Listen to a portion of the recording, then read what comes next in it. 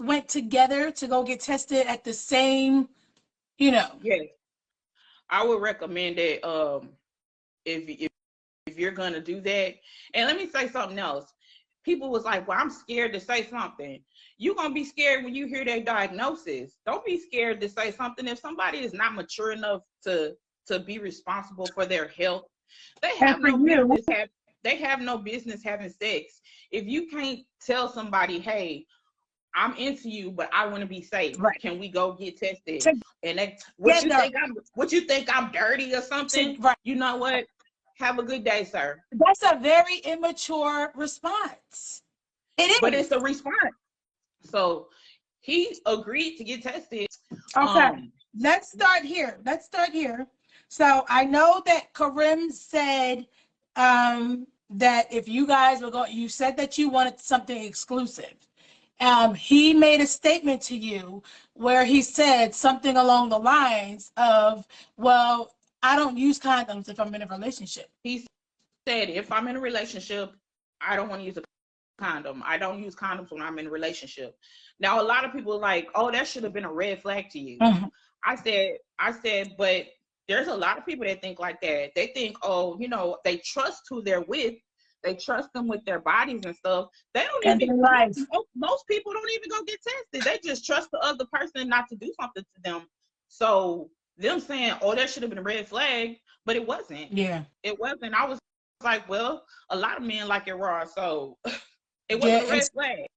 Right. So well, there's they like it that way, but they're doing it with multiple people. Right. And then you come along and it's like, you're not that way, but you're dealing with somebody that is, and that's what puts you at risk. So you have to take care, we have to take care of ourselves as women and men, because there are promiscuous women as well. And there might be a man that might not actually be promiscuous like that. You understand? Right. So, like, it could go both ways. I don't want men to think we're bashing them because we're not, because all men are not that way. There's some women that way too. So let's absolutely let's keep it a buck. Let's keep it a buck. So tell me this. Let me clear up something real quick. There was a misconception with the Channel 2 news and what actually happened. So they asked me, did I look at his paperwork? And I said, no, I didn't. I was talking about his HIV paperwork. So people like roasted me on these blogs because it went viral. Like, why didn't you look at his paperwork and stuff and all that kind of stuff? I was talking about the HIV paperwork. The other paperwork I saw. Well, he didn't have no HIV paperwork.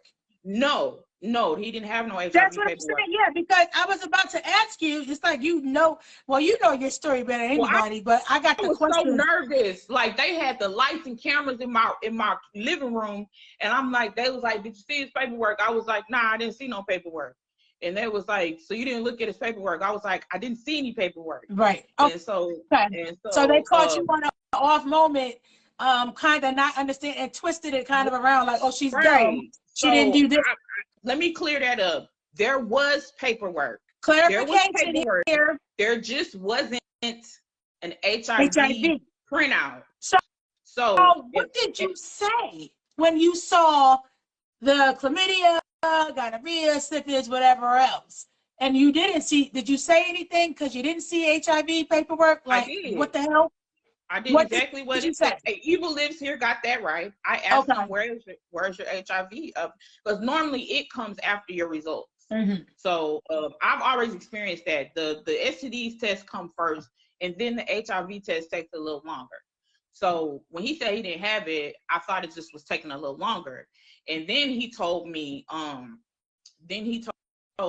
my doctor said they will call if anything was wrong. Mm-hmm. Well, that was the first time I'd ever got a printout of an HIV test. My doctor's always told me no news is good news. So if you don't hear from us, you're all right. And you sitting there, it's been 2 weeks. It's been 2 weeks, they ain't said nothing. I'm all right. I don't like that. I'm glad they print it out now. Baby. But that was actually the first time I had ever had a printout. So when he said that, I was like, oh, okay, I done heard that before. So he said, you know, nobody's called me. Mm-hmm. I said, okay. So we were together.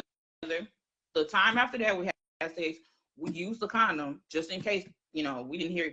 I waited like 2 weeks. 2 weeks. And he yeah. said he never got no phone call. So okay. I after my testing, I got on birth control just because I knew at some point we might not be using condoms. So I want to be in my system and stuff. So I got on birth control pills. After them 2 weeks, we never used condoms again. So